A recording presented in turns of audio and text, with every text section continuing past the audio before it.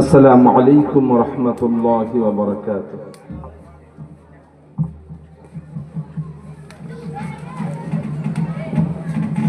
মাশাআল্লাহ,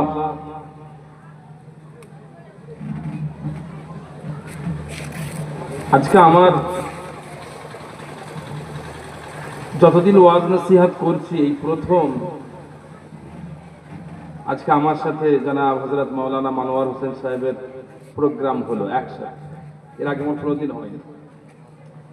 এই বিষয়টা আমার জন্য স্পেশাল, কেন জানেন? তার কারণ আমাদের বাড়িতে যখন টেপ রেকর্ডার ক্যাসেট ছিল না, ছোটবেলায় আমরা টেপে সব ওয়াজ নসিহত শুনতাম, যখন টেপ রেকর্ডার ক্যাসেট ছিল তখন থেকে নিয়ে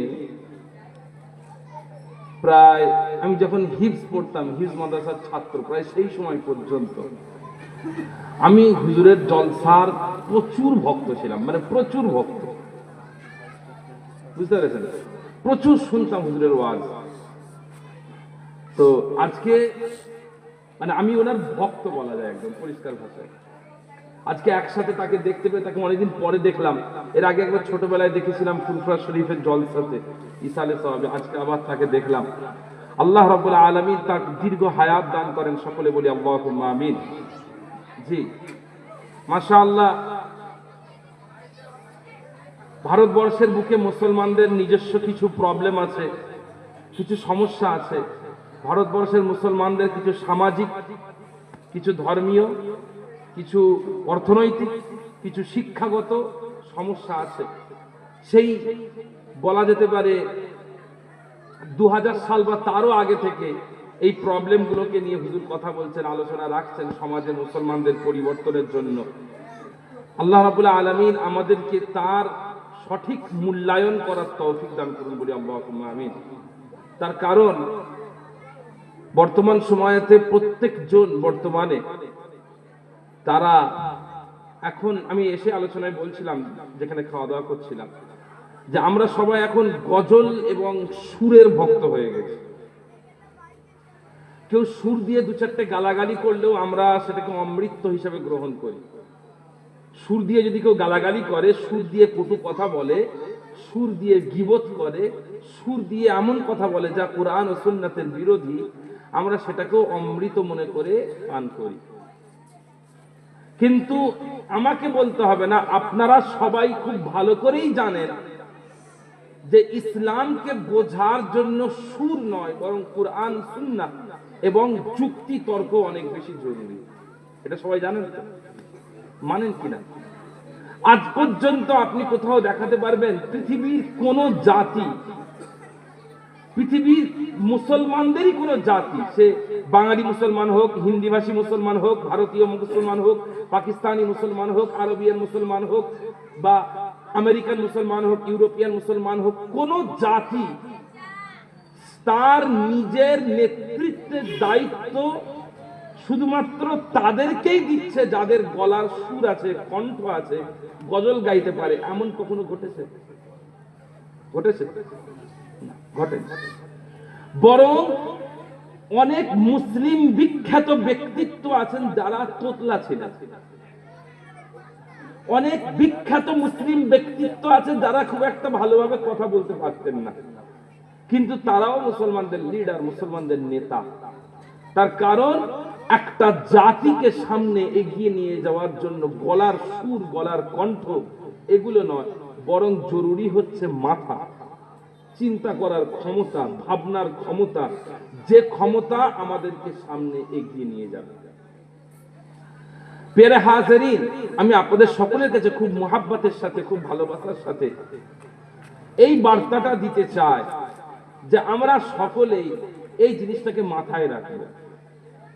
আমি আপনাদেরকে এটা বলছি না যে আপনারা গজল শুনবেন না, সুর শুনবেন না, না, এটাও একটা ফুল, এটাও একটা খুশবু, এটাও একটা খুশবু। আমার চাচা যান পীর ওমর সিদ্দিকী চাচা যান হুজুর মাদ্দাজিল্লুহুল আলী, তার ওয়াজ আপনারা কম বেশি সকলেই শুনেছেন। তো চাচা জানের ওয়াজ খুব সুন্দর মায়াবী সুরের ওয়াজ। তাই না? আপনার কি মনে হয় এই মায়াবী সুরের ওয়াজ এটার কোনো গুরুত্ব নেই? কঠিন গুরুত্ব আছে, এর কঠিন গুরুত্ব আছে। কি গুরুত্ব? মুসলমানের হৃদয়ে ইসলামের মুহাব্বতকে টিকিয়ে রাখার ক্ষেত্রে গুরুত্ব আছে। চাচাজানের ওয়াজ শুনে যখন চোখ দিয়ে পানি পড়ে, এই পানিটার গুরুত্ব আল্লাহ তাআলার কাছে আছে। এই পানিটা আপনার হৃদয়কে নরম করে। এটা একটা খুশবু, সুন্দর সুর, সুন্দর কণ্ঠ, এটা একটা খুশবু। ঠিক একইভাবে যৌক্তিক আলোচনা, কুরআন ও সুন্নাতের ভিত্তিতে কথা বলা এবং বিভিন্ন যুক্তি, বিভিন্ন দলিল, বিভিন্ন ইতিহাস, বিভিন্ন রেফারেন্স দিয়ে কথা বলা, এটাও আরেক ধরনের ফুল। এটাও আরেক ধরনের কি ফুল। আমাদেরকে সেই ফুলটাও গ্রহণ করতে হবে। আমরা যদি মনে করি না শুধুমাত্র আমরা এমনটাই শুনবো, এমনটাতেই চলবো, তাহলে কি হবে? তাহলে যেটা হবে সেটা হলো আমাদের মধ্যে এক ধরনের জিনিস থাকবে, আরেক ধরনের জিনিস থাকবে না। আমাদের মধ্যে আবেগ থাকবে, মুহাব্বত থাকবে, ভালোবাসা থাকবে, কিন্তু সেই আবেগ, সেই মুহাব্বত, সেই ভালোবাসাকে সঠিক রাস্তায় পরিচালিত করার জন্য যে এলেমটুকু থাকা দরকার সেটা থাকবে না। আল্লাহ তাআলা যেন আমাদেরকে এমনটা না করেন, সকলে বলি আল্লাহুম্মা আমিন। আর এখনো আশপাশে যারা ঘোরাফেরা করছেন, আমি আপনাদের সকলকে অনুরোধ করব, আর কিসের অপেক্ষা করছেন? আর কিসের অপেক্ষা করছেন? শেষে কিয়ামের সময় আসবেন, শেষে দোয়ার সময় আসবেন, তখন এসে কি উপকারটা হবে বলেন? কিয়ামের সময় এসে এখন পুরো সময়টা জলসায় না বসে কিয়ামের সময় এসে হাজির হয়ে যাওয়া, এর উপকারটা কি আছে? তাই না? এমন তো নয় যে এখন যেটা হচ্ছে সেটার গুরুত্ব কম, কিয়ামের গুরুত্ব বেশি, না, তা না, তা না। এমন তো নয় যে এখন যেটা হচ্ছে সেটার গুরুত্ব কম, মুনাজাতের গুরুত্ব বেশি, তাও না। তো সেই জন্য অহেতুক সময় নষ্ট না করে এই পবিত্র মাহফিলে এসে হাজির হয়ে যান। অল্প কিছু সময় আল্লাহ রাব্বুল আলামিন নসিবে রেখেছেন, সেই অল্প সময় কিছু ইবাদত, কিছু বান্দেগি, কিছু শেখার, কিছু জানার, কিছু সঠিক পথ পাওয়ার উদ্দেশ্যে এই মাহফিলে এসে হাজির হয়ে যান। আউযু বিল্লাহি মিনাশ শাইতানির রাজীম। বিসমিল্লাহির রহমানির রহিম।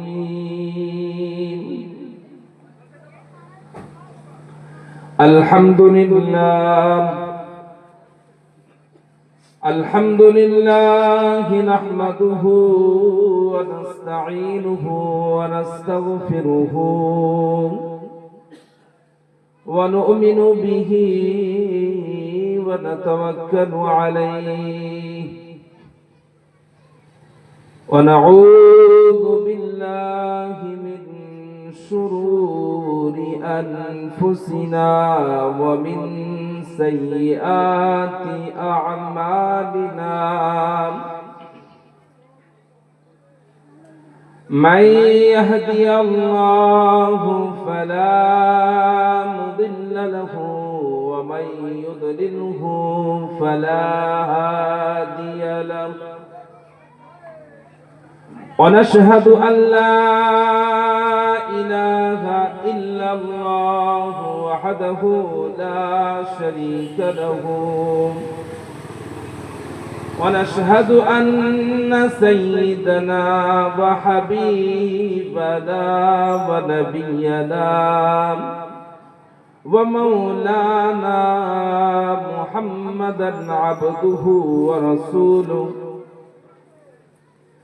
أما بعد فيا أيها الحاضرون رحمكم الله، قال الله تبارك وتعالى في كلامه المجيد وفي الفرقان الحميد: أعوذ بالله من الشيطان الرجيم، بسم الله الرحمن الرحيم. الله وملائكته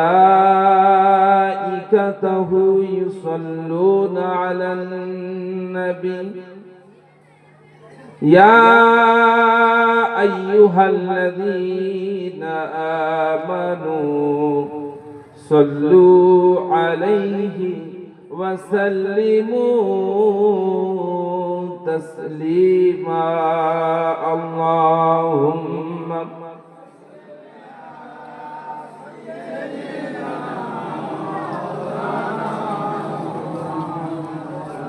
وعلى آل سيدنا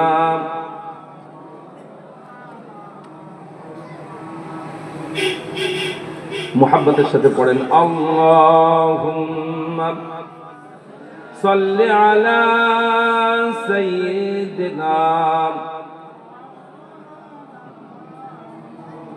ওয়া আলা আলি সাইয়্যিদিনা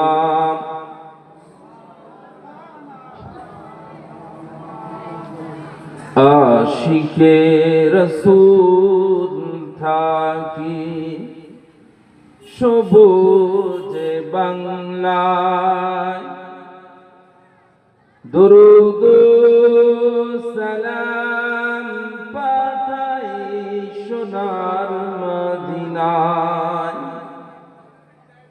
আশিকে রাসূল থাকি সবুজে বাংলায় দরুদ সালাম পাঠাই সোনার মদিনায়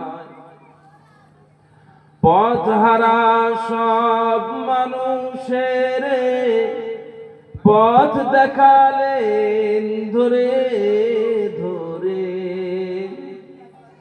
কুল মখলুকাত তাই দিনো রাত তার গুণগান গায় দুরুদ সালাম পাঠায় সোনার মদিনায় আল্লাহুম্মা সাল্লি আলা সাইয়্যিদিনা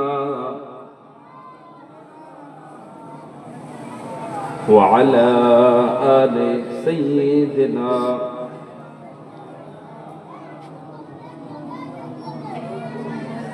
إن التيالي حصبان يوما إلى أرض الحرم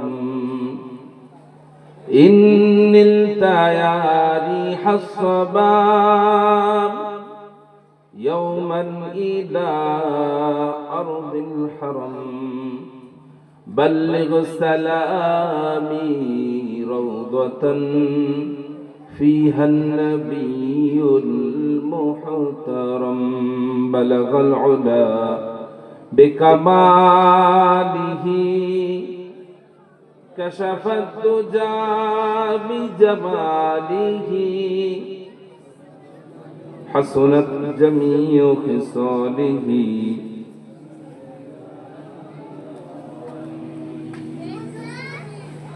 أكبادنا مجروحة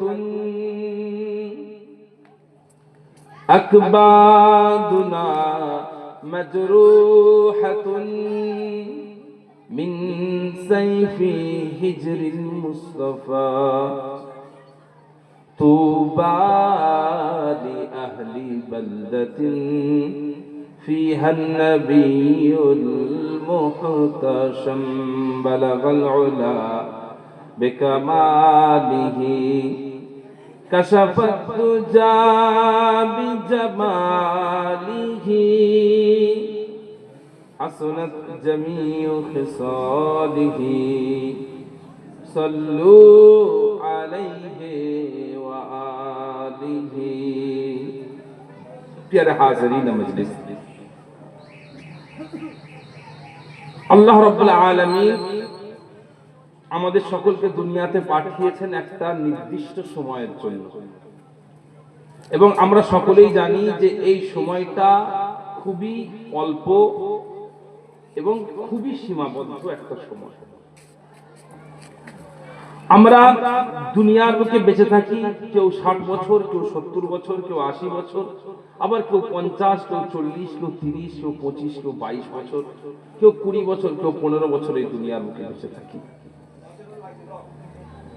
এখন দুনিয়ার চোখে আমরা যদি লক্ষ্য করি, কারো মনে হতে পারে যে আমি একজন 25 বছর বেঁচেছে আর একজন 60 বছর বেঁচেছে, তার মানে যে 60 বছর বেঁচেছে তিনি হায়াত অনেক বেশি পেয়েছেন, যিনি 80 বছর হায়াত পেয়েছেন তার হায়াত অনেক বেশি হয়েছে। কিন্তু যদি ওই 80 বছর ধরে দুনিয়াতে বেঁচে থাকা মানুষকে যদি গভীরভাবে জিজ্ঞেস করা হয়, তাহলে প্রত্যেকের থেকে আপনি একটা উত্তর পাবেন। সেটা হলো কি?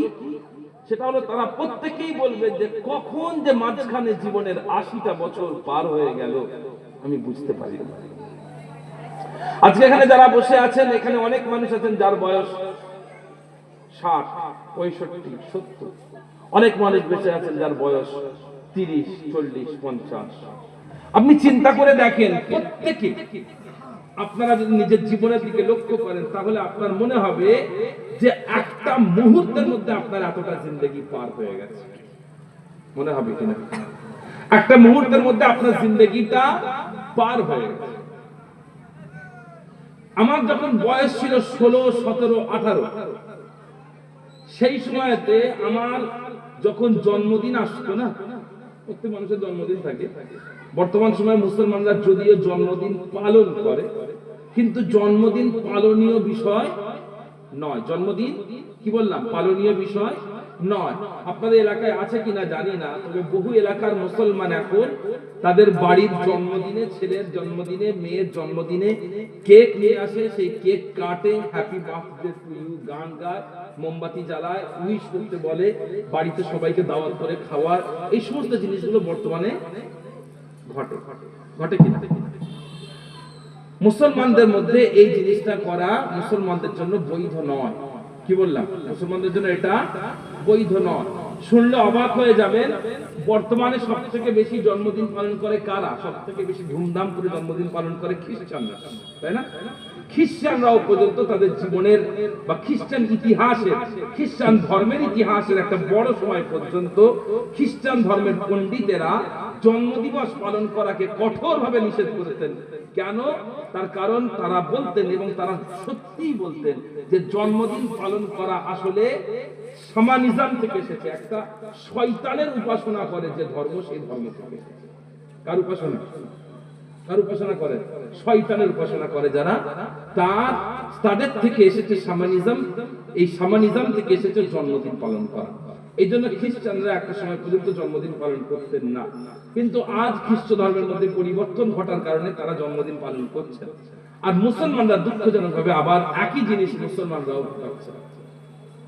তো যাই হোক, যে কথা আমি বলতে যাচ্ছিলাম, আমার যখন বয়স 16, 17, 18, সেই সময়তে আমার যখন জন্মদিন আসতো, কোনো সেলিব্রেশন তো হতো না, কখনোই হয়নি, তবে একটা আনন্দ আমার বোধ হতো যে 17 হয়ে গেছে, বড় হচ্ছে, এবারে 18 হয়ে গেছে, প্রাপ্ত বয়স্ক হলাম, 19 হয়েছে, বড় হচ্ছি, এবারে আমি বড় হয়ে গেছি, বিয়ে শাদী করব, সংসার করব, টাকা পয়সা ইনকাম করব, আমার নিজের বাড়ি হবে, আমার নিজের গাড়ি হবে, এই সমস্ত স্বপ্নের সময় আসতে শুরু করে। যত বয়স বাড়ছে তত বেশি আনন্দ। কিন্তু এখন আমার বয়স 27 পার হয়ে গেছে।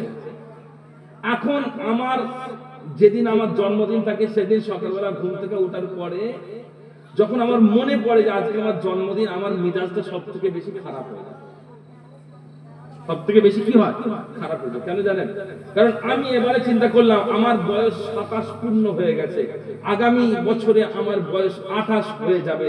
তার মানে আমি যদি, আল্লাহ তাআলা আমার এভারেজ বয়স দেন 60 বছর বয়স, যেটা বর্তমানে এভারেজ বয়স, ওই বয়স যদি আমি পাই, তাহলে আর অর্ধেক জীবন আমার বাকি আছে, তাই না? অর্ধেক পার করে ফেলেছি, আর অর্ধেক জীবন আমার বাকি আছে। তো এখন এই অর্ধেক জীবন যেমন মনে হয় নিঃশ্বাসে পার হয়ে গেল, তাহলে তো বাকি অর্ধেক জীবনও নিঃশ্বাসে পার হয়ে যাবে। বাকি অর্ধেক জীবন নিঃশ্বাসে পার হয়ে যাবে, তাহলে জীবনে করলামটা কি? নিশ্চয়ই আপনারা যদি গভীরভাবে চিন্তা করেন, এই ভাবনা আপনাদের মধ্যে আসবে, আপনাদের মধ্যে এই ভাবনা আসবে। প্রিয় হাজিরিন, তো এই যে অল্প সময়ের জিন্দেগি, অল্প সময়ের জিন্দেগি, এই অল্প সময়ের জিন্দেগিতে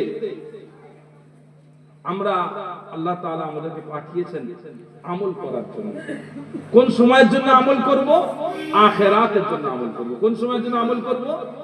আখিরাতের জন্য আমল করব। এই দুনিয়ার আর কোনো মাকসাদ নেই, এই দুনিয়ার আর কোনো উদ্দেশ্য নেই, একটাই উদ্দেশ্য। সেটা কি? কি উদ্দেশ্য? আমল করা, ইবাদত করা। ভাইরা আমার, দোস্তরা আমার, আল্লাহ রাব্বুল আলামিন কুরআন মাজিদের মধ্যে ঘোষণা করে দিয়েছেন, আউযু বিল্লাহি মিনাশ শাইতানির রাজীম, ওয়া মা খালাকতুল জিন্না ওয়াল ইনসা ইল্লা লিয়াবুদুন। আল্লাহ রাব্বুল আলামিন বলে দিলেন, হে দুনিয়ার মানুষেরা, শুনে রেখে দাও, জেনে রেখে দাও, আমি আল্লাহ রাব্বুল আলামিন মানুষ এবং জিনকে শুধুমাত্র আমার ইবাদতের জন্য সৃষ্টি করেছি। কিসের জন্য? কিসের জন্য বললেন? ইবাদতের জন্য। আরেকটা আয়াত আপনাদের শোনাই, সূরাতুল মুলক আল্লাহ তাআলা বলছেন, আউযু বিল্লাহি মিনাশ শাইতানির রাজীম, আল্লাযী খালাকাল মাউতা ওয়াল হায়াতা লিয়াবলুয়াকুম আইয়ুকুম আহসানু আমালা। আমি আল্লাহ রাব্বুল আলামিন, আমি তোমাদের মধ্যে মৃত্যু এবং জীবনকে সৃষ্টি করেছি। আল্লাযী খালাকাল মাউতা ওয়াল হায়াতা, আল্লাহ রাব্বুল আলামিন তোমাদের জন্য মৃত্যু এবং জীবনকে সৃষ্টি করেছেন। লিয়াবলুয়াকুম আইয়ুকুম আহসানু আমালা, যাতে আল্লাহ রাব্বুল আলামিন পরীক্ষা করে নেয় তোমাদের মধ্যে কে কত ভালো আমল করবে। তোমাদের মধ্যে কে কত ভালো আমল। এখানে লক্ষ্য করেন, আল্লাহ তাআলা আমাদেরকে যে সৃষ্টি করেছেন তার উদ্দেশ্য কি? ভালো আমল করা। তাহলে ইবাদত এবং ভালো আমল হচ্ছে আমাদের জীবনের মূল মাকসাদ। এখন আমরা পেয়েছি জীবনের মাত্র 60টা বছর, 70টা বছর, 80টা বছর। এই জীবনের মধ্যে অধিকাংশ মানুষের 20 বছর, 22 বছর, 25 বছর, 30 বছর বয়স পর্যন্ত গাফলাতে কাটে। গাফলাত, কারো পড়াশোনা, চাকরি বাকরি, যৌবনের যে সমস্ত আনুষঙ্গিক বিষয়গুলো থাকে সেইগুলো, নারীর ফিতনা, সিনেমা দেখতে যাব, ঘুরতে যাব, বাইক নিয়ে বেড়াবো, গাড়ি চালাবো, টাকা পয়সা ইনকাম করব, এই সমস্ত জিনিসের প্রতি জীবনের একটা সময় পর্যন্ত ফোকাস সব থেকে বেশি। কথা ঠিক কি? তাই না? যুবক, অধিকাংশ যুবক তাদের যৌবন, আপনি যৌবনে ইবাদত করতে দেখতে পাবেন না। যৌবনে ইবাদত করে খুব কম মানুষই। তো অধিকাংশ জীবনের একটা বড় অংশ, প্রাথমিক অংশ কেটে গেল গাফলাতের মধ্যে। 40 বছর বয়সে যাওয়ার পরে একজনের মনে হলো যে না, জীবনে অনেক ভুল করেছি, ত্রুটি করেছি, এবারে ইবাদত করি, এবারে বান্দেগি করি।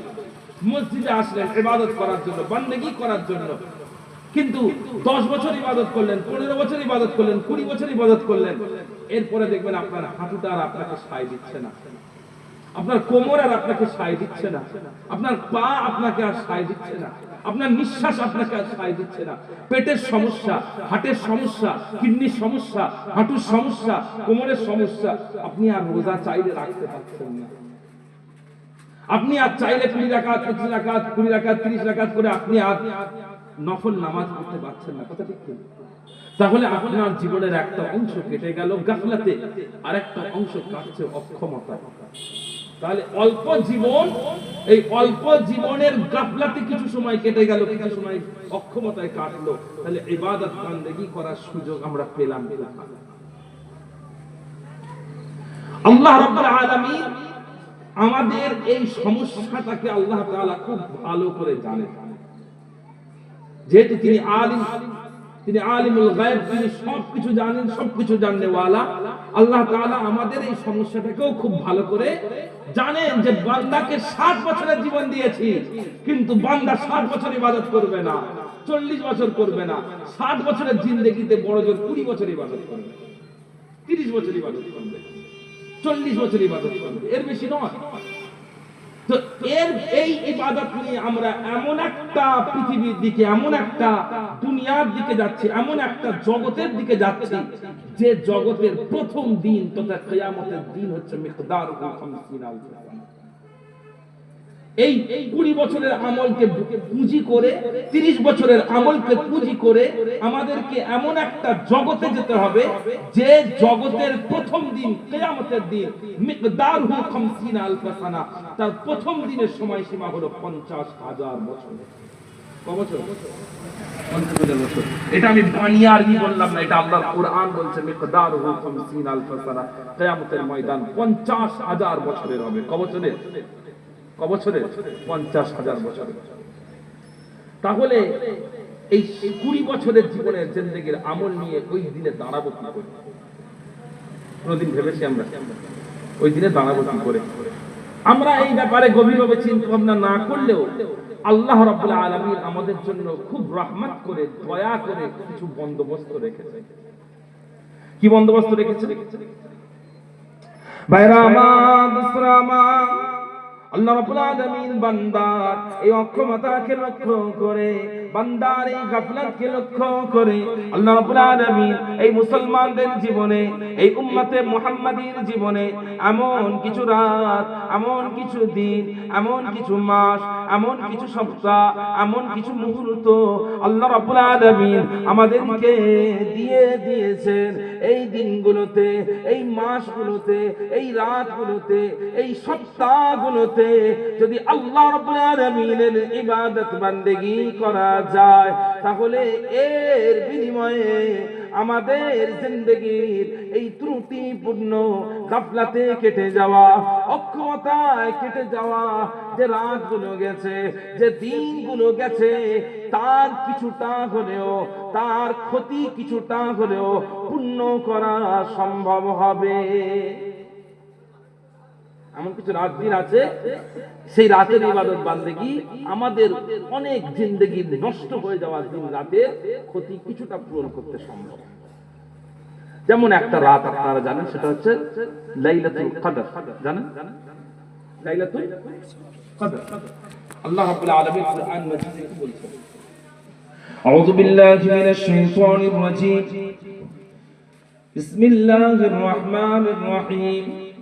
إنا أنزلناه في ليلة القدر وما أدراك ما ليلة القدر ليلة القدر خير من ألف شهر। আল্লাহ রাব্বুল আলামিন বললেন, হে আমার রাসূল, হে আমার হাবিব, আমি আপনার কাছে আল কুরআন কারীমকে এই লাইলাতুল কদরে নাযিল করেছিলাম। হে আমার রাসূল সাল্লাল্লাহু আলাইহি ওয়াসাল্লাম, আপনি কি জানেন এই লাইলাতুল কদর কি? হুজুর আপনি শুনে না, লাইলাতুল কদর হলো খায়রুম মিন আলফি শাহর, 1000 মাসে থেকে উত্তম। অর্থাৎ লাইলাতুল কদরের ইবাদত, লাইলাতুল কদরের বান্দেগি আল্লাহ রাব্বুল আলামিনের কাছে 1000 মাসের ইবাদতের থেকে বেশি সওয়াবের হকদার বানাবে। কথা বুঝতে পারছেন? লাইলাতুল কদর এমন একটা রাত যে রাতের ইবাদত আমাদেরকে 1000 বছরের ইবাদত, 1000 মাসের ইবাদতের সওয়াবের হকদার করে। এরকম অনেকগুলো রাত আমাদের কাছে আছে, অনেকগুলো মাস আমাদের সামনে আছে, যে মাসগুলো, যে রাতগুলো আমাদের ইবাদতের পুঁজিকে অনেক বেশি বাড়ায়। এখন মুসলমান যদি তার নিজের অবস্থা সম্পর্কে ভাবনা চিন্তা ঠিক থাকে, যদি গভীরভাবে নিজেকে নিয়ে ভাবে, চিন্তা করে, তাহলে মুসলমান, বুদ্ধিমান মুসলমান কি করবে? নিজের অক্ষমতা এবং নিজের গাফলাতের দিকে খেয়াল করে ওই গুরুত্বপূর্ণ দিন, মাস, সময়গুলোতে ইবাদত বান্দেগি বেশি করে নেবে, বেশি করে নেবে। যে ছাত্ররা সারা বছর ঠিকঠাক পড়াশোনা করে না, পরীক্ষার আগে যখন 10টা দিন ছুটি দেয়, তখন তারা কিন্তু কি করে? খেটে পড়ে নেয়। তার কারণ সারা মাস, সারা বছর পড়িনি, হাতে 10টা দিন ছুটি দিয়েছে, খালি হয়ে গেছি, ফ্রি হয়ে গেছি, মন দিয়ে পড়েনি, মন দিয়ে পড়েনি। ঠিক একই ভাবে আল্লাহ রাব্বুল আলামিন আপনাদেরকে একটা অপশন দিয়েছেন, বোনাস দিয়েছেন। আমাদের মধ্যে যারা বুদ্ধিমান তারা কি করবেন? ওই দিনগুলোতে, রাতগুলোকে সঠিকভাবে কাজে লাগাবেন। এমন একটা, আমি আজকে একটা রাতের কথা বলবো এবং একটা মাসের কথা বলবো, যে রাত এবং যে মাস আমাদের সম্মুখে আসতে চলেছে। এমন গুরুত্বপূর্ণ একটা রাতের কথা এবং এমন গুরুত্বপূর্ণ একটা মাসের কথা আমি আপনাদেরকে শোনাবো। প্রথম হচ্ছে, আমরা এখন কোন মাসে আছি কেউ বলতে পারবেন? আরবি কোন মাস এটা? শাবান মাস। মাশাআল্লাহ, এটা শাবান মাস। এই শাবান মাসে একটা রাত আছে, সেই রাতটাকে আমরা বলি শবে বারাত। বলি কিনা? আমরা বলি শবে বারাত। মনে রাখবেন, হাদিস শরীফের মধ্যে, কুরআন মাজিদের মধ্যে কোথাও শবে বারাত বা লাইলাতুল বারাত এই নামটা উল্লেখ করা নেই। হাদিস শরীফের মধ্যে এই রাতটাকে চিহ্নিত করা হয়েছে লাইলাতুল নিসফি মিন শাবান। লাইলাতুল নিসফি মিন শাবান অর্থাৎ মধ্য শাবানের রাত্রি, অর্থাৎ শাবান মাসের 15 তারিখের রাত্রি। হাদিস শরীফের মধ্যে এই রাতের কিছু ফজিলত, কিছু গুরুত্ব এবং কিছু ইবাদতের ব্যাপারে জোর দেওয়া হয়েছে। যেহেতু আমরা জানলে কবে আমল করব, আমরা জানবো তবে তো আমল করব, সেই জন্য প্রথমে আমি এই রাতের গুরুত্ব সম্পর্কে এবং এই রাতের আমল সম্পর্কে আপনাদেরকে কিছু আলোচনা করব। বিরক্ত হবেন না, কারণ আজকে শাবান মাসের প্রায় 7 তারিখ হয়ে গেল। 7 তারিখ, শাবান মাসের প্রায় 7 তারিখ হয়ে গেল যত সম্ভব। আর বেশি দিন সময় বাকি নেই, আর 1 সপ্তাহ সময় বাকি আছে। আসুন এই গুরুত্বপূর্ণ রাতটা পার হয়ে যাওয়ার আগে এই রাতের গুরুত্ব সম্পর্কে একটু বুঝে নিই। ভাইরা আমার,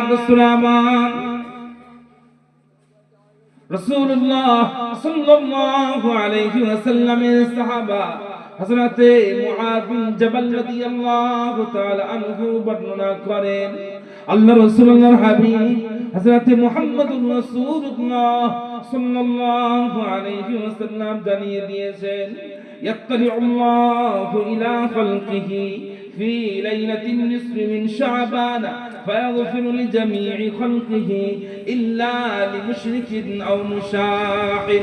الله رسول الله الحبيب حضرت محمد رسول الله সাল্লাল্লাহু আলাইহি ওয়াসাল্লাম জানিয়ে দিলেন, আল্লাহ রাব্বুল আলামিন এই মধ্য শাবানের রাতে, এই শাবান মাসে 15 তারিখের রাতে দুনিয়ার তার বান্দাদের দিকে একটু মুতাওয়াজ্জো হন, তার বান্দাদের দিকে নজর দেন, তার বান্দাদের দিকে লক্ষ্য করে এবং আল্লাহ রাব্বুল আলামিন এই শাবান মাসের 15 তারিখের রাতে আল্লাহ তাআলা ফায়াগফিরু লিজামিই খালকিহি, আল্লাহ রাব্বুল আলামিন তার সমস্ত বান্দাদেরকে maaf করে দেন, ক্ষমা করে দেন, ইল্লা লিমুশরিকিন আও মুশাহিদিন, শুধুমাত্র 2 দলের মানুষকে maaf করেন না।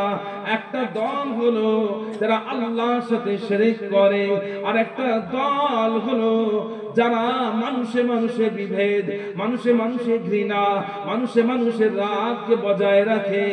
এই 2 শ্রেণী ছাড়া সমস্ত বান্দাকে, সমস্ত মুসলমান বান্দাকে আল্লাহ রাব্বুল আলামিন এই 15ই শাবানের রাতে maaf করে দেন। 15 শাবানের রাতে কি করেন? maaf করে দেন। এই হাদিসটা যেটা বললাম আমি নিজে বানিয়ে বলি, এই হাদিসটা ইমাম ইবনে হিব্বান রাহমাতুল্লাহ আলাইহি তার সহিহের মধ্যে, ইমাম বাজ্জার রাহমাতুল্লাহ আলাইহি তার মুসনাদের মধ্যে, ইমাম ইসহাক বিন রাহওয়াই রাহমাতুল্লাহ আলাইহি তার মুসনাদের মধ্যে, ইমাম তাবরানী রাহমাতুল্লাহ আলাইহি আল মুজামুল আওসাত এবং আল মুজামুল কবির কিতাবের মধ্যে, মুসনাদুশ শামিয়িন কিতাবের মধ্যে, ইমাম ইবনে আবি শাইবা রাহমাতুল্লাহ তার মুসান্নাফের মধ্যে এবং ইমাম বাইহাকি রাহমাতুল্লাহ আলাইহি তার শুআবুল ঈমান কিতাবের মধ্যে এই হাদিসটা উল্লেখ করেছেন। এতগুলো কিতাবের মধ্যে এই হাদিসটা উল্লেখিত আছে যে মধ্য শাবানের রাতে আল্লাহ রাব্বুল আলামিন বান্দার দিকে মুতাওয়াজ্জহ হন, বান্দার দিকে তাকান এবং বান্দার মধ্যে মুশরিক এবং হিংসুক ছাড়া বাকি সবাইকে মাফ করে দেন। তা এই রাতের গুরুত্ব আছে কি? আজকাল দেখবেন কিছু মানুষ আপনার কাছে দেখতে পাবেন, আপনার আশপাশে, তারা আপনাকে শবে বরাতের এই রাতে, 15ই শাবানের এই রাতে আপনি যখন মসজিদে যাবেন, তারা দেখবেন রাস্তায় দাঁড়িয়ে থাকবে, চায়ের দোকানে আড্ডা দেবে, বাড়িতে বসে থাকবে, বাড়িতে বসে বসে ফেসবুক চালাবে, সোশ্যাল মিডিয়া চালাবে এবং সেখানে বলে বলে বেড়াবে যে আজকে রাত্রে কোনো ইবাদতের কোনো গুরুত্ব নেই, আজকে রাত্রে কোনো ফজিলত নেই, আজকে রাত্রে কোনো গুরুত্ব নেই, আজকে রাত্রে যাই করেন সব বেদাত। শুনেছেন এরকম কথা আপনারা শুনেছেন কিনা? আজকে আপনাদের কাছে একটা দলিল দিয়ে দিলাম হাদিস শরীফ থেকে, রাসূলুল্লাহ সাল্লাল্লাহু আলাইহি ওয়াসাল্লাম থেকে প্রমাণিত যে শবে বরাতের রাত্রি হলো একটা ফজিলত ওয়ালা।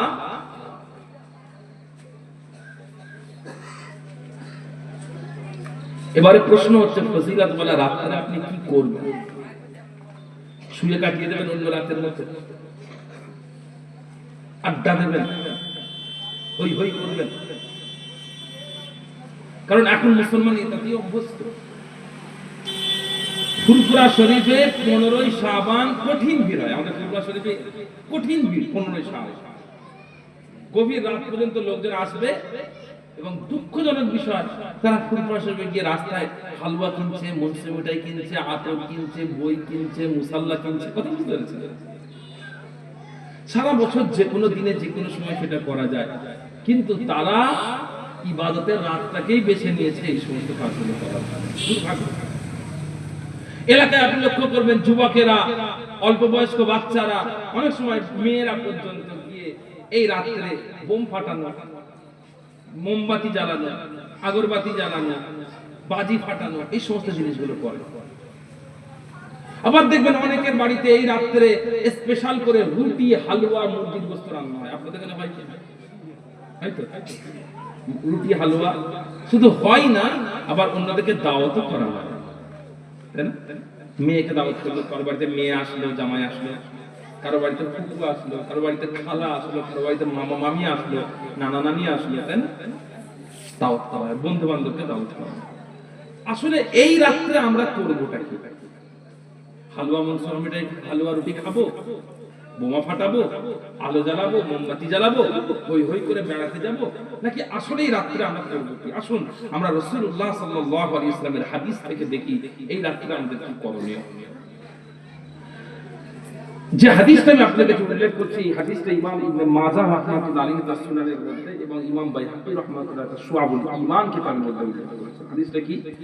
আন আলী ইবনে আবি তালিব রাদিয়াল্লাহু তাআলা আনহু قال قال رسول الله صلى الله عليه وسلم, হযরত সাইয়্যিদুনা আলী বিন আবি তালিব রাদিয়াল্লাহু তাআলা আনহু জানিয়ে দিলেন, আল্লাহর রাসূল, আল্লাহর হাবিব হযরত মুহাম্মদুর রাসূলুল্লাহ সাল্লাল্লাহু আলাইহি ওয়াসাল্লাম বলেছেন, ইযা কানাত লাইলাতুন নিসফি মিন শাবান ফাকুমু লাইলাহা ওয়া সুমু নাহারাহা। হে মুসলমান, যখন 15ই শাবানের রাত্রি চলে আসবে, যখন 15ই শাবানের রাত্রি এসে যাবে, এই সময়তে ফাকুমু লাইলাহা ওয়া সুমু নাহারাহা, তোমরা 15ই শাবানের রাতগুলোতে নামাজে দাঁড়িয়ে দাঁড়িয়ে কাটাও এবং 15ই শাবানের দিনকে তোমরা রোজা রেখে কাটাও। তার কারণ হলো আল্লাহ রাসূলুল্লাহ হাবিব সাল্লাল্লাহু আলাইহি ওয়াসাল্লাম বলে দিলেন, ফা ইন্নাল্লাহা ইয়ানজিলু ফিহা বিগুরুবিশ শামসি ইলা সামাঈদ দুনিয়া। এই রাত্রে, এই 15ই শাবানের রাত্রের জন্য যখন সূর্য ডুবে যায়, যখন সন্ধ্যা নেমে আসে, আল্লাহ রাব্বুল আলামিন প্রথম আসমানে নাযিল হয়ে যান এবং আল্লাহ রাব্বুল আলামিন বান্দাকে লক্ষ্য করে বলেন, আলা মিন মুস্তাগফিরিন লি ফাগফিরু লাহু। হে আমার বান্দাগণ, তোমাদের মধ্যে কারো যদি আমার কাছে নিজের গুনাহগুলো maaf করিয়ে নিতে হয়, তাহলে আজকে রাতে আমার থেকে maaf করিয়ে নাও, আজকে রাতে আমার থেকে চেয়ে নাও, আমি আল্লাহ রাব্বুল আলামিন তোমাকে maaf করে দেব। আল্লাহ তাআলা আবার বলবেন, আলা মিন মুস্তারজিকিন ফারজিকহু। তোমাদের মধ্যে এমন কেউ কি আছো যে আমার কাছে রিজিক চাও, আমি আল্লাহ রাব্বুল আলামিন তোমাদেরকে রিজিক দান করব। আলা মিন মুবতালিন ফাউআফিহি। তোমাদের মধ্যে এমন কেউ কি আছো যে বিপদে পড়েছো, মুসিবতে পড়েছো, কষ্টের মধ্যে আছো, বিমারির মধ্যে আছো, আমার কাছে চেয়ে দাও, আমি আল্লাহ রাব্বুল আলামিন আজকে রাতে দুআর বিনিময়ে আমি তোমাকে সেই বিপদ আপদ কষ্ট থেকে উদ্ধার করব। আল্লাহ কাদা আল্লাহ কাদা, এইভাবে আল্লাহ তাআলা সারা রাত ধরে বান্দাদেরকে ডাকতে থাকেন, হাত্তা ইয়াত্তালিউল ফজর, যতক্ষণ পর্যন্ত না ফজরের ওয়াক্ত হয়ে যায়। এখানে কি পেলাম আমরা এই হাদিস থেকে? সারমর্ম নাম্বার 1, 15 শাবানের রাত্রি, 15 শাবানের রাত্রি, এই রাত্রি আমাদের নামাজে কাটাতে হবে, কারণ রাসূলুল্লাহ সাল্লাল্লাহু আলাইহি ওয়াসাল্লাম বলেছেন। লক্ষ্য করছেন, খেয়াল করছেন? দ্বিতীয় যে বিষয়টা পেলাম সেটা কি? সেটা হলো 15 শাবানের যে দিন, সেই দিনে রোজা রাখতে হবে। কেন রোজা রাখবো, কেন নামাজ পড়বো? তার কারণ আল্লাহ রাব্বুল আলামিন 15 শাবানের রাত্রে দুনিয়ার আসমানে নাজিল হন এবং সারা রাত ধরে বান্দার কাছে বলেন, তোমাদের মধ্যে কার কি চাওয়ার আছে আমার কাছে চেয়ে নাও। কার কি চাওয়ার আছে আমার কাছে চেয়ে নাও। কোথায় হাদিসটা আছে? সুনান ইবনে মাজাহ এবং শুআবুল ঈমান বিল বাইহাকি। তো এখন এই হাদিস থেকে আমরা বুঝলাম আমাদেরকে রোজা রাখতে হবে এবং আমাদেরকে শবে বরাতের রাতে নামাজ পড়তে হবে। এখানে আমি কয়েকটা বাড়াবাড়ির কথা আপনাদেরকে বলি। নাম্বার 1, শবে বরাতের রাতে আমাদেরকে 8 রাকাত নফল পড়তে হবে, বাধ্যতামূলক, মেয়েদের কাছে বিশেষ করে বাধ্যতামূলক 8 রাকাত নামাজ পড়তেই হবে। এমন কোনো বাধ্যতামূলক নিয়ম নেই। আপনি চাইলে 2 রাকাত রাখতে পারেন, চাইলে 4 রাকাত রাখতে পারেন, চাইলে 6 রাকাত রাখতে পারেন। কথা বুঝাতে পারছি? আরেকটা বাড়াবাড়ি হলো শবে বরাতের রাতে প্রত্যেক রাকাতে সূরা ফাতিহার পরে 3 বার সূরা ইখলাস পড়ে তারপরে আরেকটা সূরা মিলিয়ে পড়তে হবে। শবে বরাতের রাতে নামাজের নিয়ম। এমন কোন নিয়মের কথা রাসূলুল্লাহ সাল্লাল্লাহু আলাইহি ওয়াসাল্লাম বলেননি, এমন কোন নিয়মের কথা সাহাবারা বলেননি, এমন কোন নিয়মের কথা তাবেঈন তাবেউত তাবেঈনরা বলেননি। সেই জন্য শবে বরাতের রাতের নফল নামাজ তেমন ভাবেই পড়বেন যেমন ভাবে অন্য রাত্রিগুলোতে নফল নামাজ আমরা পড়ে থাকি। কথা ক্লিয়ার হচ্ছে? আর একটা বাড়াবাড়ি, শবে বরাতের রাতে সকলকে সম্মিলিতভাবে মসজিদেই এসে নামাজ পড়তে হবে, সম্মিলিতভাবে। আবার অনেক জায়গায় বর্তমানে প্রচলন হচ্ছে জামাতের সাথে পড়তে হবে। এই সমস্ত জিনিসগুলো বাড়াবাড়ি। আপনি একটা কথা বলে রাখি, সেটা হলো নফল নামাজ অন্য সময়তেও এবং এই গুরুত্বপূর্ণ রাতগুলোতেও নফল ইবাদত বাড়িতে করবেন। কথা করবেন, বাড়িতে করবেন। রাসূলুল্লাহ সাল্লাল্লাহু আলাইহি ওয়াসাল্লাম বলেছেন, তোমরা তোমাদের বাড়িগুলোকে কবরস্থান বানিয়ে ফেলো না। রাসূলুল্লাহ সাল্লাল্লাহু আলাইহি ওয়াসাল্লাম অধিকাংশ দিন রাতের নফল নামাজ নিজের বিছানাতে পড়তেন, নিজের বাড়িতে পড়তেন, মসজিদে নয়। তো সেই জন্য শবে বরাতের রাতে মসজিদে সকলকে হামলে পড়ে সারা রাত ধরে মসজিদে নামাজ পড়তে হবে। কখনো ইমাম সাহেবকে বাধ্যতামূলক করা যে ইমাম সাহেব পরিচালনা করবেন, এই শবে বরাতের রাতে এটা করতে হবে, এগুলো এই জিনিসগুলো হচ্ছে বাড়াবাড়ি। কথা বুঝতে পারছি? আচ্ছা, আরেকটা জিনিস আমি আপনাদেরকে বলে রাখি, সেটা হলো শবে বরাতের রাতে আমরা যে হালুয়া রুটি বানাই, আমরা যে হালুয়া রুটি বানাই, এখানে বলে রাখি একটা কথা, এই হালুয়া রুটি বানানো এটা কোনো শরঈ জিনিস নয়। এটা কি জিনিস নয়? কি জিনিস নয় বললাম? শরঈ জিনিস নয়। এর সঙ্গে শরীয়তের কোনো সম্পর্ক নেই। আল্লাহ রাব্বুল আলামিনের শুকর, আলহামদুলিল্লাহ, আমি ফুরফুরা শরীফের দাদা হুজুর রাহমাতুল্লাহ আলাইহির পরিবারের সন্তান। আপনি আমার পরিবারের উপরে আপনাদের কারো রাগ থাকতে পারে, কারো অমুক পীরজাদার উপরে রাগ, অমুক পীরের উপরে রাগ আমাদের থাকতে পারে, কিন্তু একটা জিনিস আপনারা তো মানেন যে আমাদের পরিবারে আল্লাহ রাব্বুল আলামিন এই বাংলার কয়েকজন শ্রেষ্ঠ সন্তানকে পাঠিয়েছেন। মানেন? আমরা যতই খারাপ হয়ে যায়, পচে যায়, তাদের কিছু রেমিনেন্স, তাদের কিছু আসর আমাদের ফ্যামিলিতে আজও বজায় আছে এবং খুব ভালোভাবে আছে। তো সেই জায়গা থেকে, সেই জায়গার ভিত্তিতে একটা কথা বলি, আমি আমার জীবনে আজ পর্যন্ত আমাদের পরিবারের কারো বাড়িতে শবে বরাতের রাতে হালুয়া রুটি, গোস্ত রুটি হতে দেখিনি। কথা বুঝতে পেরেছি? আমার ছোটবেলায় দেখেছি আমাদের মায়েরা আমাদের বোনেরা, আমার দাদিজানরা দিনের বেলায় যা রান্না করা সব কমপ্লিট করে ফেলতেন, সন্ধ্যের পরে খুব বেশি রান্নাঘরের কাজ খুব বেশি রাখতেন না। সন্ধ্যার পর থেকে মাগরিবের পর থেকে তাসবিহ তাহলিল ইবাদত বান্দেগী তারা শুরু করতেন এবং সারা রাত পর্যন্ত চলত। তাহলে হালুয়া রুটির প্রচলন এলো কোথা থেকে? হালুয়া রুটির প্রচলন এলো তার কারণ আমাদের মুরব্বীদের মধ্যে কেউ কেউ মনে করতেন ভাত খেলে ঘুম পায়। ঘুম পায় না? ভাত খেলে ঘুম পায়।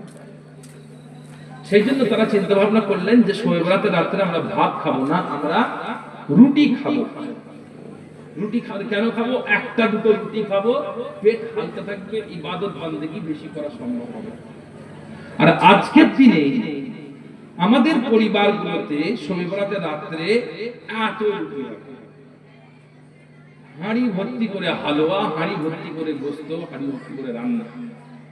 তো দেখা যায় যে সারা রাত ধরে এই রুটি খেতে খেতে, রুটি দিতে দিতে, হালুয়া রুটি খেতে আর খাওয়াতে খাওয়াতে সারা রাত পার হয়ে যায়, ইবাদতের দিকে খুব একটা খেয়াল থাকে না। যেমন ধরেন আজকে কচিরা কারা এটা মানা করেন তো, কচিরা কিন্তু চলে যাবে। যেমন ধরেন আজকে রাতের কথা, যেমন ধরেন আজকে রাতের ব্যাপারটা চিন্তা করেন। আজকে আপনাদের এলাকায় হওয়ার কথা ছিল জলসার মাজলিস, সব এলাকার মানুষ ওয়াজ নসিহত শুনবে, কিন্তু আজকে অনেক মানুষ এখানে জলসায় আসতে পারেননি। কেন জানেন? কারণ তাদের বাড়িতে জামাই আসছে, মেয়ে এসছে, আত্মীয় স্বজন এসেছে, ভাইরা ভাই এসছে, শালা বোনাই সব এসছে, তাদের খেদমত করতে গিয়ে আজকে আর এখানে জলসায় আসা হচ্ছে না। তো কখনো কখনো আমাদের সমাজে কি হয়, এই গুরুত্বপূর্ণ রাতগুলো আত্মীয়তা করতে গিয়ে পার হয়ে যায়। সেই জন্য এই হালুয়া রুটি গোস্ত টোস্ত এগুলোকে এই রাত্রে বাদ দিলে ভালো হয়, তার কারণ এতে ইবাদতে বাধা প্রাপ্ত হয়। কথা বুঝতে পারলেন? এই রাত্রিটা হালকা খাবেন, কম খাবেন, ইবাদত বান্দেগী বেশি করবেন। তাহলে আমি কিসের দুটো আমল বললাম, একটা নামাজ, একটা রোজা, মনে আছে? আমি আরেকটা আমলের কথা আপনাদেরকে বলবো, বিরক্ত লাগছে নাকি আপনাদের? একটা হাদিস আছে ইমাম তিরমিজি রাহমাতুল্লাহ আলাইহি তার সুনানের মধ্যে, ইমাম আহমদ বিন হাম্বল রাহমাতুল্লাহ তার মুসনাদের মধ্যে এবং ইমাম আবদ বিন হুমায়দ রাহমাতুল্লাহ মুসনাদের মধ্যে উল্লেখ করেছেন। হযরতে আম্মা জান আয়েশা সিদ্দিকা রাদিয়াল্লাহু তাআলা আনহা থেকে বর্ণিত, তিনি বললেন قالت فقدت رسول الله صلى الله عليه وسلم ليلة, একবার রাত্রি বেলা আম্মা জান আয়েশা সিদ্দিকা রাদিয়াল্লাহু তাআলা আনহা ঘুমটা ভেঙে গেল। তিনি চারিদিকে অন্ধকারে হাত বাড়িয়ে রাসূলুল্লাহ সাল্লাল্লাহু আলাইহি ওয়াসাল্লামকে খোঁজার চেষ্টা করলেন, কিন্তু লক্ষ্য করলেন রাসূলুল্লাহ সাল্লাল্লাহু আলাইহি ওয়াসাল্লাম তার বিছানাতে নেই। এই দেখে হযরত আম্মা জান আয়েশা as-সিদ্দিকা রাদিয়াল্লাহু তাআলা আনহা বেশ চিন্তায় পড়ে গেলেন, রাসূলুল্লাহ সাল্লাল্লাহু আলাইহি ওয়াসাল্লাম কোথায় গিয়েছেন, কার বাড়িতে গিয়েছেন, কোন জায়গায় গিয়েছেন।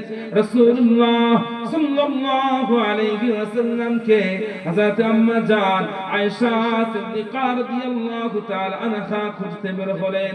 খুঁজতে বেরিয়ে বাইরে দেখলেন ফাখরাজতু ফাইযা হুয়া বিল বাকি। আল্লাহ রাসূলুল্লাহ হাবিব সাল্লাল্লাহু আলাইহি ওয়াসাল্লামকে খুঁজতে বেরিয়ে আম্মা জান লক্ষ্য করলেন যে রাসূলুল্লাহ সাল্লাল্লাহু আলাইহি ওয়াসাল্লাম জান্নাতুল বাকির কবরস্থানের সামনে দাঁড়িয়ে আছেন। কোথায়? জান্নাতুল বাকি। আপনারা জানেন নিশ্চয়ই জান্নাতুল বাকি মদিনা শরীফে হুজুর পাক সাল্লাল্লাহু আলাইহি ওয়াসাল্লামের মাজারকে ডান দিকে রাখলে বাম দিকে যে কবরস্থানটা থাকে সেটাকে কি বলে? জান্নাতুল বাকি। আসল নাম হচ্ছে বাকিউল গারকাদ, আসল নাম বাকিউল গারকাদ। কিন্তু ওই জায়গাটা এত সম্মানিত জায়গা, এত বেশি সংখ্যক সাহাবাদের ওখানে মাজার মুবারক আছে, কবর মুবারক আছে, যে সেই সম্মানে ওই জায়গাটাকে জান্নাতুল বাকি বলা হয়। তো লক্ষ্য করলেন আম্মা জান আয়েশা রাদিয়াল্লাহু তাআলা আনহা যে হুজুর পাক সাল্লাল্লাহু আলাইহি ওয়াসাল্লাম জান্নাতুল বাকির কবরস্থানে দাঁড়িয়ে আছেন। রাসূলুল্লাহ সাল্লাল্লাহু আলাইহি ওয়াসাল্লামের কি আম্মা জান আয়েশা রাদিয়াল্লাহু তাআলা আনহা একা স্ত্রী ছিলেন? হুজুর পাক সাল্লাল্লাহু আলাইহি ওয়াসাল্লামের মোট 11টা স্ত্রী ছিল। আসলে আম্মাজান কি ভয়টা পেয়েছেন? আসলে আম্মাজান ভয় পেয়েছিলেন যে রাসূলুল্লাহ সাল্লাল্লাহু আলাইহি ওয়াসাল্লাম হয়তো রাত্রির বেলা অন্য কোন আহলিয়ার বাড়িতে চলে গেছে, অন্য কোন আম্মাজানের বাড়িতে চলে গেছে। ভাইরা আমার, দোস্তরা আমার, যখন আম্মাজান দেখতে পেলেন রাসূলুল্লাহ সাল্লাল্লাহু আলাইহি ওয়াসাল্লাম অন্য কোন আম্মাজানের বাড়িতে নয়, বরং জান্নাতুল বাকি কবরস্থানে দাঁড়িয়ে আছেন, আম্মাজান ছুটে ছুটে তাড়াতাড়ি করে নিজের হুজরাতে ফিরে আসলেন। হুজরাতে ফিরে এসে নিজের চাদরটা চাপা দিয়ে শুয়ে পড়লেন। কিছুক্ষণের মধ্যেই রাসূলুল্লাহ সাল্লাল্লাহু আলাইহি ওয়াসাল্লাম জান্নাতুল বাকি থেকে ফিরে এসে ঘরের মধ্যে হুজরার মধ্যে প্রবেশ করলেন। প্রবেশ করে লক্ষ্য করলেন আম্মাজান হযরতে আয়েশা সিদ্দিকা রাদিয়াল্লাহু তাআলা আনহা যদিও কম্বল চাপা দিয়ে শুয়ে আছেন, তবে তার নিঃশ্বাসটা খুব জোরে জোরে, খুব জোরে জোরে তার নিঃশ্বাসটা পড়ছে। কেউ যখন ছোটে কি হয়, বুকটা ধক ধক ধক ধক, বুঝতে পারছেন? আম্মাজান চাইছেন না যে রাসূলুল্লাহ সাল্লাল্লাহু আলাইহি ওয়াসাল্লাম জানতে পারেন যে তিনি তাকে খুঁজতে বেরিয়েছেন, এটা আম্মাজান চাইছেন না যে রাসূলুল্লাহ সাল্লাল্লাহু আলাইহি ওয়াসাল্লাম জানতে পারেন। কিন্তু হুজুর পাক সাল্লাল্লাহু আলাইহি ওয়াসাল্লাম ঘরে ঢুকে দেখছেন আম্মাজানের বুক ধুক ধুক করছে ভেতরে কম্বলের ভিতরে। তো অনেকক্ষণ ঘুমলে তার বুক ধুক ধুক করে, কি করে না, রিল্যাক্স থাকে, কিন্তু আম্মাজানের ডান ধক করছে। হুজুর পাক সাল্লাল্লাহু আলাইহি ওয়াসাল্লাম বুঝতে পেরে গেছে। বুঝতে পেরে গিয়ে আম্মাজানকে লক্ষ্য করে হুজুর পাক সাল্লাল্লাহু আলাইহি ওয়াসাল্লাম বলছেন فقال كنت تخافين أن يحيف الله عليك ورسوله হে আয়েশা, তুমি কি মনে করো যে তোমার আল্লাহ এবং রাসূল, তোমার আল্লাহ এবং তার রাসূল তোমার হককে আদায় করবে না, তোমার হককে নষ্ট করবে, তোমার জায়গা অন্য কোন আহলিয়ার বাড়িতে থাকবে? হে আয়েশা, তোমার কি মনে হয় আল্লাহ তাআলা এবং তার রাসূল তোমার হককে নষ্ট করবেন? এই কথা শুনে আম্মা জান দেখলেন রাসূলুল্লাহ সাল্লাল্লাহু আলাইহি ওয়াসাল্লামের সামনে সত্য স্বীকার করা ছাড়া আর কোনো উপায় নেই। তিনি সঙ্গে সঙ্গে বললেন, ইয়া রাসূলুল্লাহ, ইয়া হাবিবাল্লাহ, কুনতু ইয়া রাসূলুল্লাহ ইন্নী যানানতু আন্নাকা আতাইতা বা'দ নিসাইকা।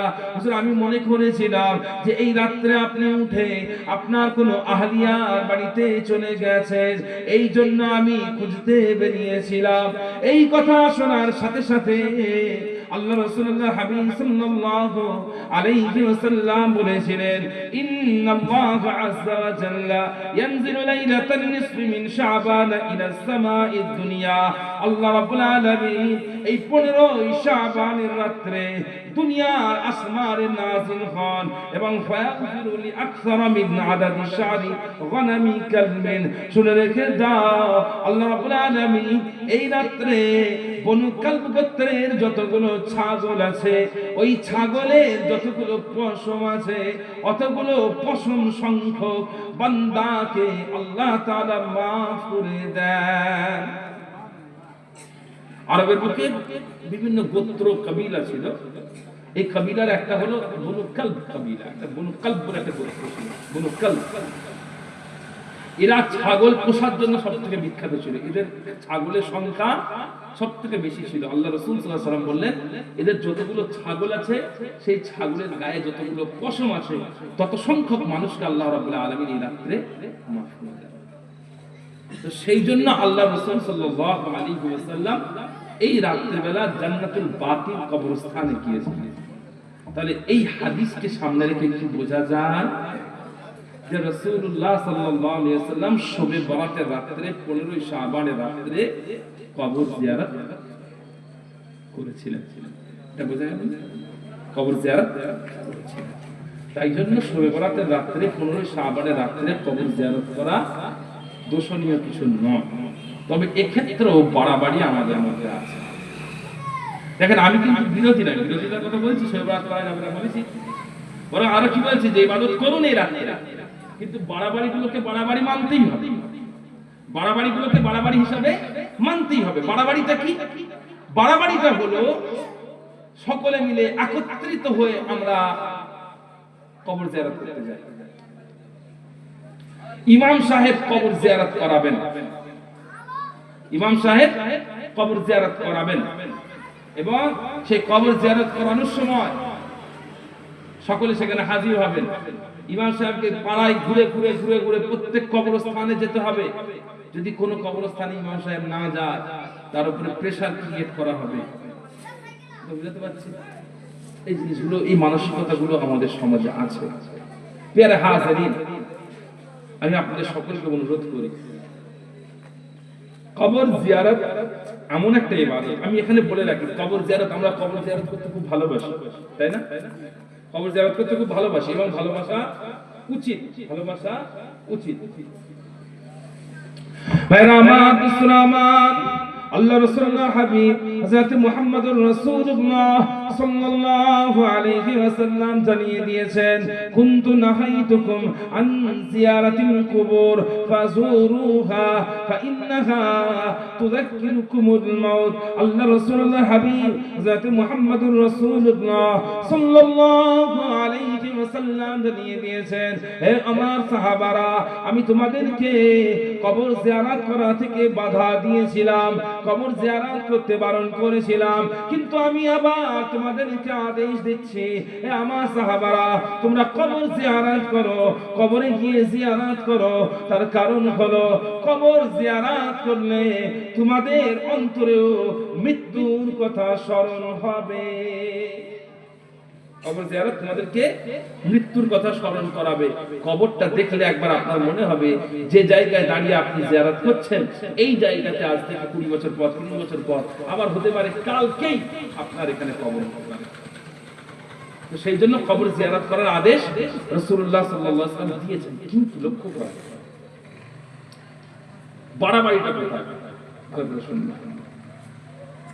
ফুরফুরা শরীফে দাদুজানের মাজার জিয়ারত করছেন। কারা জিয়ারত করছেন? ফুরফুরা শরীফে দাদা হুজুর আমাদের সিলসিলার মুরিদরা জিয়ারত করছেন। মাশাআল্লাহ, খুব খুশি।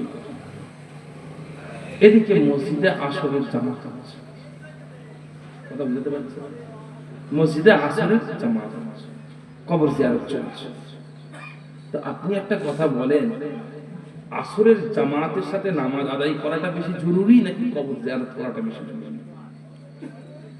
জামাতের সাথে নামাজ আদায় করাটা বেশি জরুরি। তখন যখন দেখতে পাচ্ছেন যে কবর জিয়ারত করছেন, এমন সময় পার্শ্ববর্তী মসজিদে জামাত শুরু হয়ে গেছে, আপনাদের জন্য উচিত কি কবর জিয়ারতকে থামিয়ে দিয়ে সঙ্গে সঙ্গে জামাতে হাজির হওয়া। জামাত শেষ হয়ে গেল, আবার গিয়ে কবর জিয়ারত করেন। কিন্তু কবর জিয়ারত বা মাজার জিয়ারত তো নামাজের মতো ইবাদত নয়, যে শুরু করে কিছু সূরা পড়লেন, কিছু আয়াত পড়লেন, দরুদ শরীফ পড়লেন, তারপর মুনাজাত শুরু করলেন, সবার রুহে সওয়াবে সানি করলেন, নিজেদের জন্য দোয়া চাইলেন, শেষ না করলে আবার দৌড়াতে হবে বা কাজা আদায় করতে হবে, এমন কোনো সিস্টেম তো নয়। তাহলে আগে জামাত আদায় করলেন, তারপরে কবর জিয়ারত করলেন। বাড়াবাড়ি কথা বুঝতে পারছি। আবার বাড়াবাড়ি লক্ষ্য করেন, মাঝে মধ্যে আমি দেখি অনেকে কবর জিয়ারত করেন, মাজার জিয়ারত করেন, একজন ইমাম সাহেবকে নিয়ে যান, সেই ইমাম সাহেব কবরে গিয়ে, মাজারে গিয়ে এমন ভাবে মুনাজাত করেন যেন মনে হয় যে তার সামনে একটা মাইক দিয়ে দিলে ভালো হয়, বলে জলসা টান টুন দিয়ে, ঠিক আছে, কাঁদার ভান করে, বিভিন্ন কাঁদার ন্যাক করে এমন ভাবে তারা কবর জিয়ারত করেন, এর মধ্যে আপনি নাফসানিয়তটাকে বেশি দেখতে পাবেন, লিল্লাহিয়াত কম। যদি শুধুমাত্র আল্লাহর জন্য, মুনাজাত কথার অর্থ কি? মুনাজাত মানে কি? মুনাজাত মানে হচ্ছে ফিসফিসিয়ে কথা বলা। মুনাজাত মানে কি? ফিসফিসিয়ে কথা বলা। কবরস্থানে গিয়ে লম্বা করে একদম মুনাজাত করছে, এটা ফিসফিসিয়ে কথা হচ্ছে? বলেন হচ্ছে? বলছি ওটা বন্ধ করে দাও, ওটা বন্ধ করে দাও। ফিসফিসিয়ে কথা হচ্ছে না, তার কথা বলতে পারছে না, এই জিনিসটা বাড়ানো। তো এই শবে বরাত উপলক্ষে কবর জিয়ারত করবেন আপনারা, তবে এটাকে নিয়ে বাড়াবাড়ি করা, এলাকার সবাইকে হাজির হতে হবে, সব যেন একটা বারোয়ারি ব্যাপার, কবরস্থানকে রং করা, কবরস্থানকে সাজানো গোছানো, এই দিকে গুরুত্ব দিয়ে এই ধরনের জিনিসগুলো করবেন।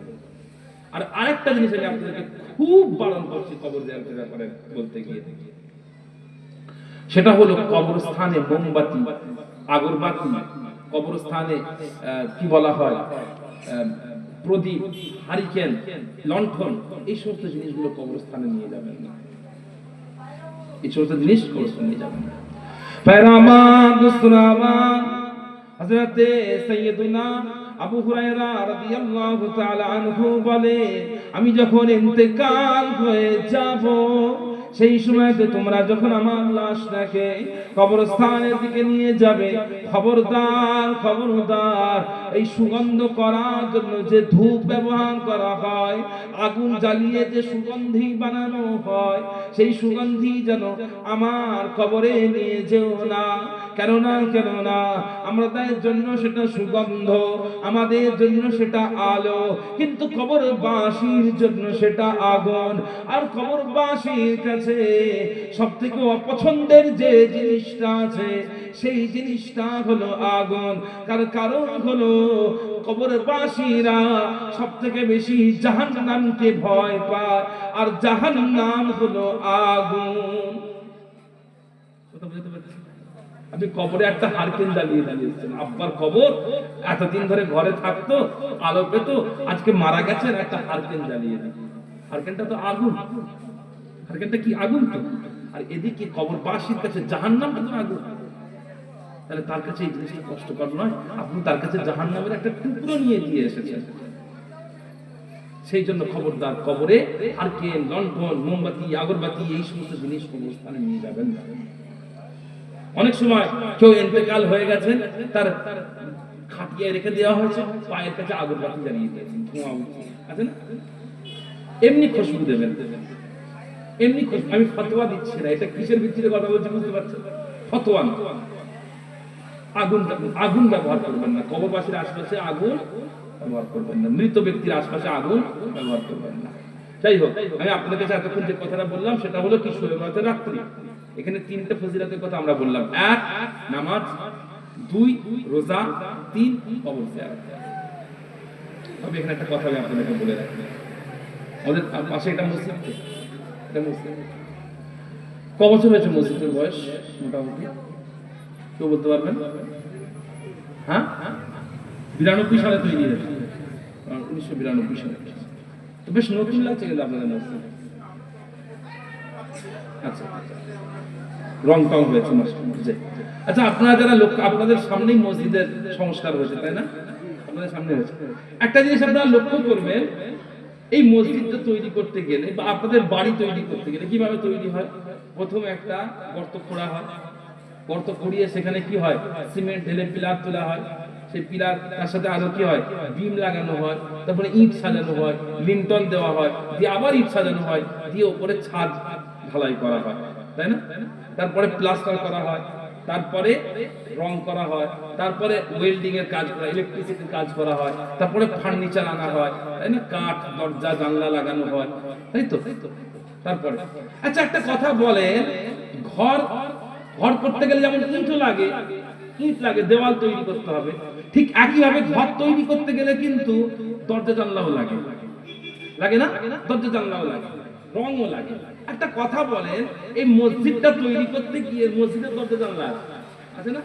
এখন মসজিদটা তৈরি করতে গিয়ে প্রথমে দেওয়াল না লাগিয়ে যদি প্রথমে দরজা জানলা লাগিয়ে দেওয়া হতো, প্রথমে দেওয়াল না লাগিয়ে রং নিয়ে এসে যদি মসজিদের জায়গায় ঢেলে দেওয়া হতো, তাহলে কি কাজ হতো না? হতো না? হতো না, নষ্ট। আপনার বাড়িতে একটা পালং, একটা খাট, একটা সোফা, চেয়ারও লাগে, আবার দেওয়ালও লাগে। আপনি যদি সোফাটা দেওয়াল তৈরি করার আগে সোফা নিয়ে চলে আসেন, বাড়ি তৈরি করতে গেলে মার্বেল সব করে বসায়, এখন বাড়িতে মেঝে না করে আগে মার্বেল নিয়ে এসে যদি লাগিয়ে দেন, তাহলে কি হবে? সেই মার্বেল গুলো হয় নষ্ট হবে, নাহলে কেউ তুলে নিয়ে চুরি করে চলে যাবে। এবারে আসুন, কেন এই কথাটা বললাম? আমাদের জিন্দেগিতে কিছু আমল আছে ফরজ, কিছু আমল আছে ওয়াজিব, কিছু আমল আছে হারাম, কিছু আমল আছে মাকরুহ। এখন যেগুলো ফরজ ওয়াজিব সেগুলোকে আমল করা, এবং যেগুলো হারাম এবং মাকরুহ এবং কুফরি সেগুলো থেকে দূরে থাকা, এই জিনিসটা হলো একটা বিল্ডিং এর দেওয়াল, পিলার, লিন্টন, ছাদ, এই রকম। নফল ইবাদত, সুন্নাত ইবাদত, মুবাহ ইবাদত, মুস্তাহাব ইবাদত, এই সমস্ত জিনিসগুলো হলো রং, ফার্নিচার, আলমারি, এগুলো। যদি আপনার জিন্দেগিতে ফরজ না থাকে, ওয়াজিব না থাকে, হারাম কি বেঁচে চলা না থাকে, তাহলে আপনার এই নফল ইবাদতগুলো সব ঠিক যেভাবে দেওয়াল না ঘেরা থাকলে সেখানে একটা সোফা এনে রেখে দিলে যেমন সেটা পরে চুরি হয়ে যাবে, ঠিক তেমন আপনার জিন্দেগিতে ফরজ না থাকলে এই সমস্ত নফল ইবাদত, মুস্তাহাব ইবাদত গুলো করলে কিয়ামতের ময়দানে এইগুলোর কোনো অস্তিত্ব খুঁজে পাবেন না। কথা বুঝাতে পেরেছি আমি? কথা বুঝাতে পেরেছি? প্রিয় হাজিরিন, সেই জন্য এই শবে বরাতের রাত্রের ফজিলত আলোচনা করলাম। অবশ্যই শবে বরাতের রাত্রে ইবাদত বান্দেগি করবেন, তবে তার থেকে বেশি গুরুত্বপূর্ণ হচ্ছে সারা বছর 5 ওয়াক্ত ফরজ নামাজ আদায় করা, রমজান মাসে ফরজ রোজা রাখা, হজ করা, যাকাত দেওয়া, আব্বা আম্মার খিদমত করা, হারাম থেকে বেঁচে চলা, মাকরুহাত থেকে বেঁচে চলা, এইগুলোকে বেশি গুরুত্ব দেবেন। কথা বুঝাতে পেরেছি? এবার মুহাম্মদ সাল্লাল্লাহু আলাইহি ওয়াসাল্লাম দরুদ শরীফ পড়েন। আল্লাহুম্মা সাল্লি আলা সাইয়্যিদিনা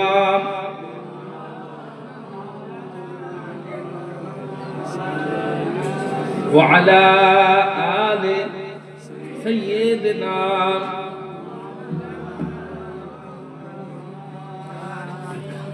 इश्क का क्या मजा है,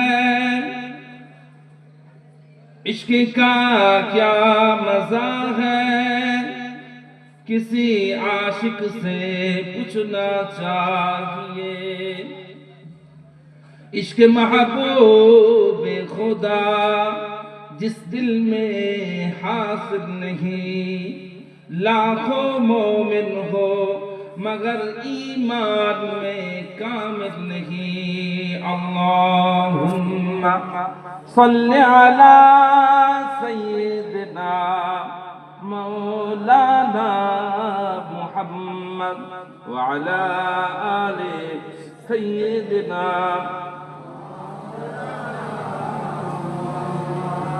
प्यारे हाज़िरीन मजलिस, আপনাদের সকলের মুড ঠিক আছে? আগিয়ে যাই। শাবান মাসের আলোচনা হলো, এবারে আসেন এর পরবর্তী মাস কি? রমজান মাস। রমজান মাস। এবার আসে আমরা একেবারে রমজান মাসের ব্যাপারে।